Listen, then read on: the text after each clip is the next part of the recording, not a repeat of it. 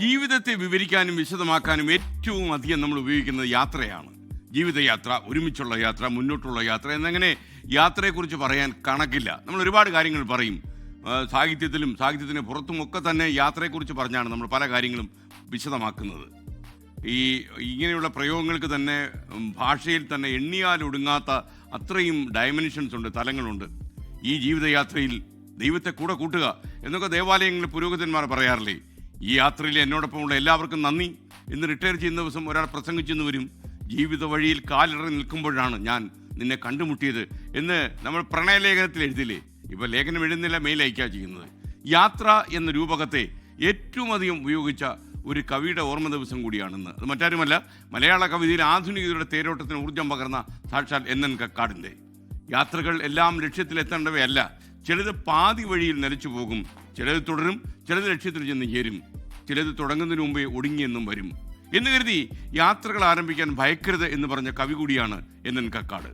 കാലം ഇനിയും ഉരുളും, വിഷു വരും, വർഷം വരും, തിരുവോണം വരും, പിന്നെ ഓരോ തളിരിനും പൂ വരും, കായ് വരും, അപ്പോഴാരെന്നും എന്തെന്നും ആർക്കറിയാം എന്ന് സഫലമീ യാത്ര എന്ന കാവ്യഗ്രന്ഥത്തിൽ കക്കാട് ചോദിച്ചിട്ടുണ്ട്. കക്കാടിൻ്റെ വരികളെക്കാൾ ആഴത്തിൽ ജീവിതത്തെ വിവരിക്കാൻ നമുക്ക് എങ്ങനെ സാധിക്കും? കാലചക്രം ഉരുളുകയാണ്. നമ്മൾ ഓരോരുത്തരും എവിടെ എത്തിച്ചേരുമെന്ന് നമുക്ക് അറിയില്ല. മുന്നോട്ട് പോവുക എന്നത് മാത്രമേ നമുക്ക് ചെയ്യാൻ കഴിയൂ. അപ്പോൾ യാത്ര എന്ന് പറയുന്നത് ജീവിത യാഥാർത്ഥ്യങ്ങളെക്കുറിച്ച് പറയാൻ നമ്മൾ ഉപയോഗിക്കും. യാത്ര എന്ന ഭൗതിക അർത്ഥത്തിൽ നമ്മൾ ഉപയോഗിക്കും. അപ്പോൾ അത് യാത്ര തുടരുക, അത് ഏത് രീതിയിലുള്ള യാത്രയായാലും തുടരുക.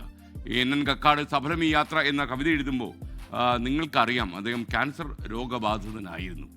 ജനലിൽ പിടിച്ചുകൊണ്ട് ഈ ഒടുങ്ങാത്ത വേദന അദ്ദേഹത്തെ തളർത്തുമ്പോഴാണ് അദ്ദേഹം നമ്മോട് പറഞ്ഞത്, കാലം ഇനിയും ഉരുളും, വിഷു വരും, വർഷം വരും. ആ സമയത്ത് നമ്മൾ ആരാണ്, എന്താണ്, നമ്മൾ എവിടെയാണെന്ന് ആർക്കറിയാം? അങ്ങനെ ഒരു നിശ്ചയമില്ലാത്ത ഒരു ലോകത്തെക്കുറിച്ചാണ് കക്കാട് സഫലമീ യാത്രയിൽ പറഞ്ഞത്. അദ്ദേഹത്തെ നമ്മൾ ഈ അവസരത്തിൽ ഓർമ്മിക്കുന്നു. ലോകത്തെവിടെയായാലും ഏത് സമയത്തും 24 വാർത്തകളും ഓഗ്മെന്റഡ് റിയാലിറ്റി പാക്കേജുകളും എക്സ്പ്ലെയിനറുകളും വിശദമായി കാണാൻ ഞങ്ങളുടെ യൂട്യൂബ് ചാനൽ നിങ്ങൾക്ക് സബ്സ്ക്രൈബ് ചെയ്യാം.